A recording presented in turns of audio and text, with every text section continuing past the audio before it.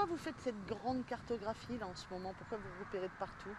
Alors en ce moment, on fait cette cartographie pour un but à la fois de recherche et de compréhension d'un état d'invasion dans le département de l'Ardèche. On a un village qui est très infecté, qui est Saint-Désirat, et l'objectif c'est vraiment de savoir est-ce que c'est un cas unique dans le nord de l'Ardèche, est-ce que c'est un cas qui se répète, mais où cette fois-ci les habitants n'ont pas eu le dynamisme de se mettre en association, de commencer à se montrer, à être visibles parce qu'ils sont vraiment très, très impactés. Et donc on dresse un état des lieux sur le nord de l'Ardèche pour essayer de guider un petit peu l'action du Conseil général. Maintenant il faudrait dire le Conseil départemental bien sûr, et des autorités de l'État, des communes, pour qu'il y ait une action concertée si vraiment on a un problème à l'échelle, non pas d'une commune, mais de 100 communes. Parce qu'il faut faire quelque chose contre cette fourmi? Il faut au moins arriver à informer les habitants de ce qui leur arrive, de leur dire que le problème de ces fourmis, ce n'est pas un problème qui leur arrive à eux tout seuls et qu'il y a potentiellement des moyens de diminuer l'impact de ces fourmis, voire pas de l'éliminer, probablement pas, mais en tout cas de diminuer fortement l'impact de ces fourmis.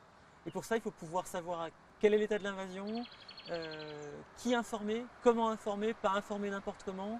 C'est pas la peine d'affoler le public non plus parce que le problème il est réel, mais il ne met pas en danger la vie des gens. En tout cas pas avec les systèmes actuels au niveau des sécurités électriques. Le problème serait arrivé il y a 40 ans, on aurait probablement eu des incendies déjà à Saint-Désirat. À l'heure actuelle, avec les coupes-circuits d'aujourd'hui, c'est quasiment impossible qu'on ait un vrai accident dangereux. Je dis quasiment. Mais ça veut dire que les personnes doivent être informées, doivent savoir à quoi ils ont affaire et doivent pouvoir réagir, mais de la meilleure manière possible. Alors cette fourmi, c'est qui en fait? Alors cette fourmi, les anglo-saxons l'appellent la petite fourmi invasive des jardins. Voilà, ça fait long à dire. Son nom scientifique c'est Lasius neglectus, neglectus comme dans négliger, parce que c'est une fourmi qui est présente probablement depuis les années 70 en Europe occidentale, mais que les scientifiques n'ont découvert en tant qu'espèce qu'en 1990, d'une grande colonie qui était présente à Budapest, en Hongrie. Et depuis lors, on s'est rendu compte que cette espèce était présente un petit peu partout en Europe. On a des colonies en Pologne, on a des colonies en Allemagne, et en France, on est visiblement privilégié en termes de nombre de colonies de cette espèce. On en connaît une quarantaine dans le sud de la France, et on en connaît maintenant, grâce à nos travaux, autour de 80 entre Lyon et Saint-Désirat. Et elle pose problème quand même. Elle pose problème lorsqu'elle est en contact avec l'être humain, lorsqu'elle se met à pénétrer dans les maisons, lorsqu'elle se met à pénétrer dans les systèmes électriques. Elle peut poser un problème, mais moins grave, lorsqu'elle reste dans les jardins, qu'elle élève des pucerons en grande quantité, ce qui embête beaucoup les jardiniers, bien évidemment. Donc voilà les deux problèmes majeurs, c'est pénétrer dans les maisons avec la gêne électrique et la gêne physique des habitants. Imaginez-vous d'avoir des pistes de fourmis avec des centaines, des milliers de fourmis qui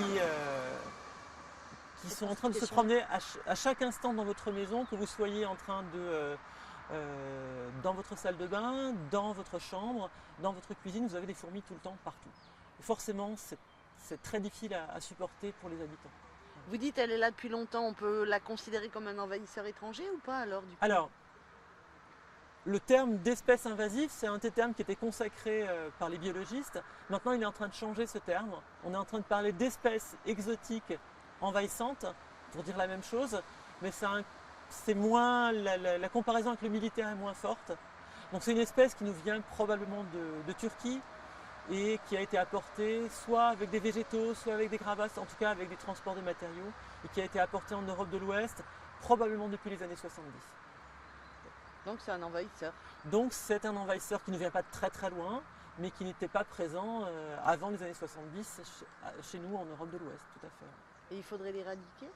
L'éradiquer, pour moi, c'est impossible. Comme pour la plupart des espèces invasives qui sont là depuis longtemps, dont on n'a pas vu grandir les populations, aujourd'hui c'est bien sûr impossible de l'éradiquer. Elle est trop présente, elle est trop répandue dans le pays. Il est peut-être possible de limiter sa progression en faisant attention aux matériaux qu'on transporte. Là derrière moi, vous avez un exemple d'un site de dépôt de gravats. Et dans ce site de dépôt de gravats, c'est là où on va souvent trouver les départs de colonies de cette espèce.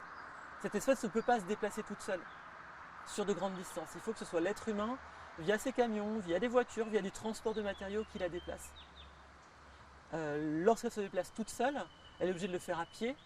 Et donc vous imaginez bien que pour une petite fourmi, elle ne peut pas aller très loin. Elle progresse d'après les scientifiques qui l'ont étudié en Hongrie et en Espagne, d'une trentaine de mètres par an. La colonie grandit de 30 mètres par an dans une situation normale. Donc pour aboutir à une colonie de la taille de celle de Saint-Désirat, qui couvre à l'heure actuelle autour d'une vingtaine d'hectares, il a probablement fallu une trentaine d'années de présence de la fourmi et de croissance continue de la fourmi sur ce village de Saint-Désirat. Là, on est sur quelque chose qui est beaucoup plus récent. On est probablement sur un site qui est dans cet état depuis une dizaine d'années, avec des fourmis qui, oui, elles sont là, elles ne sont pas en très forte densité, elles sont présentes sur une centaine de mètres. C'est une petite colonie, mais nos colonies, on en connaît, qui vont d'une dizaine de mètres carrés jusqu'à des monstres comme Saint-Désirat, où dans la littérature la plus grande, c'est une cinquantaine d'hectares, qui a été trouvée à Gand, en Belgique.